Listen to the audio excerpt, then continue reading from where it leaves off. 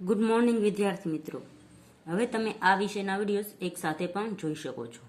તેના માટે વિડીયો નીચે મારી ચેનલનું નામ છે, તો ચેનલમાં જઈ પ્લેલિસ્ટમાં જશો તો આ વિષયના વિડીયોઝ એક સાથે જોઈ શકશો.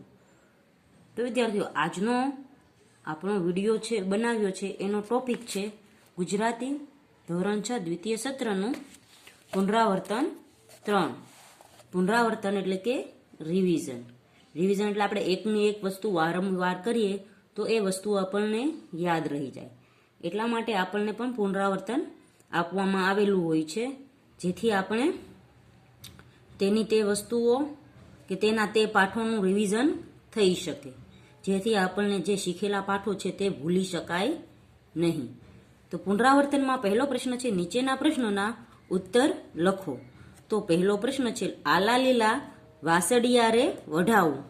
લોકગીતના આધારે વાસળીનું વર્ણન તમારા શબ્દોમાં લખો. તો અહીં આપણે વાસળી કેવી હતી એ લખવાનું છે. તો વાસળી છે તે લીલા વાંસમાંથી વાસળી બનાવેલી છે. વાસળી પર હંસ, પોપટ અને મોર મૂકવામાં આવેલા છે. વાસળીની શોભા માટે તેને 4 ફૂમતા લગાડેલા છે. આમ વાસળી સુંદર રીતે શણગારેલી છે. તેની પછીનો બીજો પ્રશ્ન છે, થિયેટર હાઉસફુલ હોવા છતાં લેખક અને તેમના મિત્રને ફિલ્મ જોવા માટે મેનેજરે શી વ્યવસ્થા કરી? તો લેખક અને તેના મિત્ર છે તે ફિલ્મ જોવા ગયા હતા, પિક્ચર છે તે હાઉસફુલ હતું, છતાં મેનેજરે તેની માટે બેઠકની વ્યવસ્થા કરી આપી હતી. થિયેટર હાઉસફુલ હતું. લેખકના મિત્રએ વેદ સાહેબનો લખેલો પત્ર મેનેજરને આપ્યો. મેનેજરને પત્રનું લખાણ ઉકલ્યું નહીં કે વેદ સાહેબની ઓળખાણ ન પડી. મેનેજર વિચારોમાં પડી ગયા. છેવટે ધર્મ સંકટમાંથી ઉગરવા એમણે બાલ્કનીમાં લેખક અને તેમના મિત્રને ફિલ્મ જોવા માટે 2 એક્સ્ટ્રા ખુરશીઓનો પ્રબંધ કરી દીધો. ત્રીજો પ્રશ્ન છે, રાવણનું મિથ્યાભિમાન. કાવ્યનો સાર તમારા શબ્દોમાં લખો. તો તેનો જવાબ છે, સીતાના સ્વયંવરમાં જનક રાજાએ શરત મૂકી હતી કે જે ત્ર્યંબક ધનુષની ચાપ ચઢાવશે તેને સીતા વરશે. સ્વયંવરમાં અનેક રાજાઓ અને રાજકુમારો આવ્યા હતા. રાવણ પણ આવ્યો હતો. રાવણને પોતાના બળનું ખૂબ અભિમાન હતું. સીતા રાવણને વરમાળા પહેરાવવા ઈચ્છતા નથી. આથી સીતા શિવને પ્રાર્થના કરે છે કે રાવણ ધનુષ્ય ન ઉપાડી શકે તો સારું. તેની પ્રાર્થના ફળે છે. રાવણ ધનુષ્ય ઉચકવા જાય છે ત્યારે તેના હાથમાંથી છટકીને ધનુષ્ય પડી જાય છે. રાવણ ધનુષ્ય નીચે દબાય છે અને ઘાયલ થાય છે. તેના મોંમાંથી લોહી નીકળે છે. ધનુષ્ય નીચે બહાર કાઢવા તે જનકને કહે છે અને કુંભકર્ણ, ઇન્દ્રજીત તેમજ રાક્ષસોનો ડર બતાવે છે. આગળનો પ્રશ્ન છે, ભાલકા તીર્થ વિશે માહિતી મેળવીને લખો. તો ભાલકા તીર્થ વિશે માહિતી મેં મેળવીને લખેલી છે કે ભાલકા તીર્થ એ સૌરાષ્ટ્રનું પ્રાચીન તીર્થ ગણાય છે.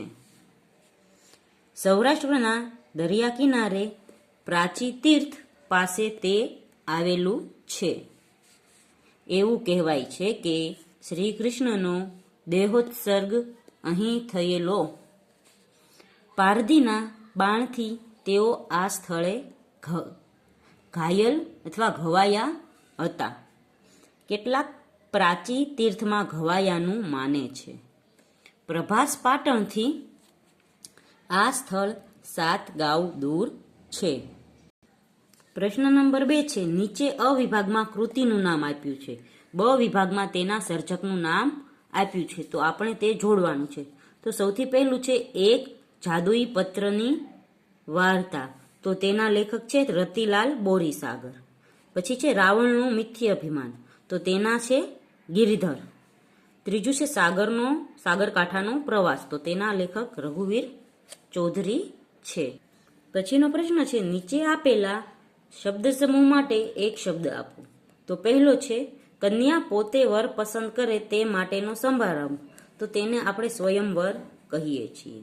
પછીનો પ્રશ્ન છે મોટો સોનાનો પર્વત, તો સુમેરુ અથવા મંદરાંચલ પર્વત કહી શકાય.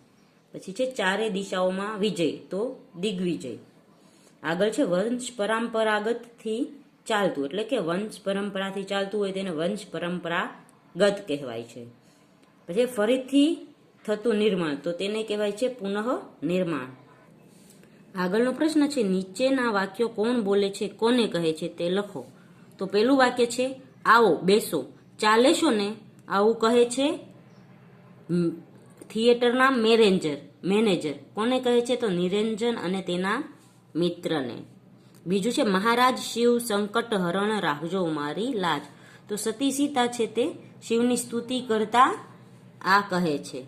ત્રીજું છે સાહેબ પ્રવાસનું સ્થળ નક્કી કરવાનું ભૂલી ગયા લાગે છે, તો આ વાક્ય રેવતી શિક્ષક સોમનાથને સંભળાય તેવી રીતે વરુણને કહે છે. પછી છે કંદુકની પેરે ઉછાળું મેરુ મંદરાંચલ પર્વત, તો આ વાક્ય રાવણ છે તે જનક રાજાને કહે છે. પાંચમો પ્રશ્ન છે કોઈ પણ એક યાત્રાધામ વિશે 8 થી 10 વાક્ય લખો. તો મેં છે અંબાજી યાત્રાધામ વિશે વાક્ય લખેલા છે. અંબાજી ગુજરાતના બનાસકાંઠા જિલ્લામાં આરાસુર પર્વતમાળા વચ્ચે આવેલું છે. જૂના મંદિરની જગ્યાએ અત્યારે નવું ભવ્ય મંદિર બનાવવામાં આવ્યું છે. આ મંદિરમાં મૂર્તિ નથી, પણ યંત્રની પૂજા થાય છે. મુખ્ય મંદિર આગળ આવેલા વિશાળ ચોકને ચાચર ચોક કહે છે. અંબાજીથી 4 કિલોમીટરના અંતરે ગબ્બર નામનો વિશાળ ડુંગર આવેલો છે. ત્યાં પણ અંબાજીનું સ્થાનક છે. અંબાજીથી 1 કિલોમીટર પૂર્વમાં કુંભારિયાના 5 પ્રાચીન જૈન મંદિરો છે. 13મી સદીમાં વિમલ શાહે આ મંદિરો બંધાવ્યા હતા. તો તમે કોઈ બીજી યાત્રા સ્થળે ગયા હો તો તમે એ પણ લખી શકો છો. આગળ છે પ્રશ્ન નંબર 6, નીચેના વાક્યમાંથી નામ પદ શોધીને લખો. તો અહીં 5 વાક્યો છે, વાક્યોમાંથી આપણે નામ શોધીને લખવાના છે. તો પહેલું છે સીતાએ શિવને પ્રાર્થના કરી, તો અહીં એક નામ થશે સીતા, બીજું શિવ અને ત્રીજી પ્રાર્થના. 3 નામ પદ છે. બીજો પ્રશ્ન છે નિરંજનના પત્રની અસર થઈ, તો અહીં નામપદ છે નિરંજન અને પત્ર. પછી છે માધવ મોરલી વગાડે છે, તો અહીં 2 નામ છે માધવ અને મોરલી. પછી 4 નંબરનું છે સીતાએ રામને વરમાળા પહેરાવી, તો અહીં સીતા અને રામ 2 નામ પદ છે. 5મું વાક્ય છે આ દક્ષિણ ધ્રુવની દિશા છે, તો તેમાં દક્ષિણ, ધ્રુવ અને દિશા એમ 3 નામ પદો થશે. પછીનો પ્રશ્ન છે નીચેના વાક્યમાંથી ક્રિયાપદ શોધીને લખો. તો ક્રિયાપદ એટલે કે એવા શબ્દો જેમાં ક્રિયા થતી હોય, એને વર્બ કહેવાય છે ઇંગ્લિશમાં. તો પહેલું છે વાસળીમાં ફૂમતા લટકે છે, તો અહીં ક્રિયાપદ થશે લટકે છે. બીજું છે થિયેટર પર હાઉસફુલનું પાટિયું ઝૂલતું હતું, તો ઝૂલતું હતું એ ક્રિયાપદ થશે.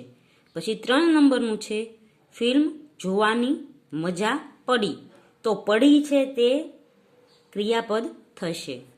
પછી 4 નંબરનું છે જીતની મમ્મી ઊભી છે, તો ઊભી છે તે ક્રિયાપદ થશે.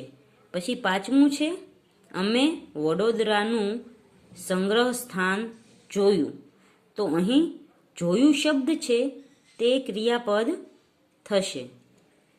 તો વિદ્યાર્થી મિત્રો, અહીં છે તે પુનરાવર્તન પૂર્ણ થાય છે. આવતા વિડીયોમાં આપણે 14મો પાઠ શીખીશું. ત્યાં સુધી ગુડ બાય, ટેક કેર.